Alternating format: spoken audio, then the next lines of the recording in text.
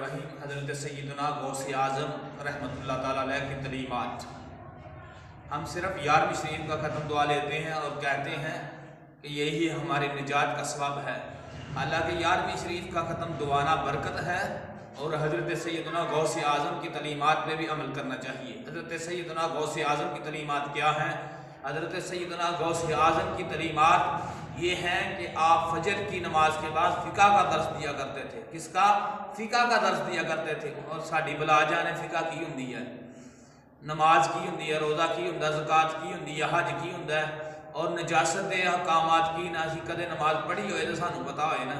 नमाज पढ़िए तो फिर ही पता चलता है ना, या मस्जिद आइए तो फिर ही पता चलता है ना फ़िका की है। सानू तो पता नहीं वज़ू का फ़र्ज किन्ने ने, गुसल के फ़र्ज किन्ने ने, और पहला सुबह का दर्स की देंदे रहना कि फ़िका का दर्स देंदे रहना, जोहर का दर्स की देंदे रहना, हदीस का दर्स देंदे रहना। सानू तो यह भी पता नहीं हदीस दियाँ कितनियां किस्मां ने, हदीस कहते किनू ने, और कदे असी हदीस नूं पढ़िया ही नहीं, शौक ही नहीं रखिया हदीस का।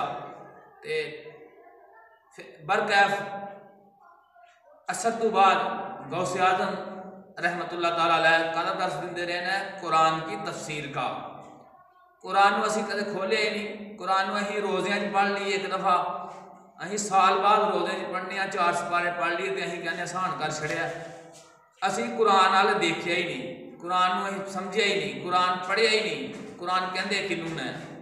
तो असी अगर दीन नाल मुहब्बत करिए, दीन नाल प्यार करिए तो बहुत कुछ मिलता है।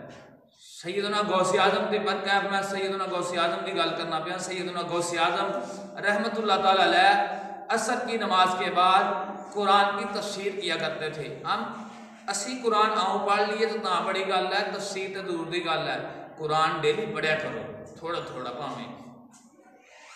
बरकैफ अगे चलना कि आप इशा की नमाज तो बाद हर रोज़ कुरान और हदीस लोगों को सिखाते रहना। लाखों का मजमा होंदा रहा ये कुरान और हदीस सिखाते रहना। कुरान और हदीस दे विच लोकी ऐने मुतमिन होंदे रहना। हज़रत सैयदना गौसे आज़म रहमतुल्लाह ताला अलैह जी कुरान और हदीस का दर्स देंदे रहना है, कुरान और हदीस लोगों तक पहुँचाते रहना है, कुरान और हदीस लोगों को सिखाते रहना है। तो हज़रत सरकार सैयदना गौसे आज़म जो बोलते रहना तो कुरान उन्होंने सीनिया च उतरता रहता रहा।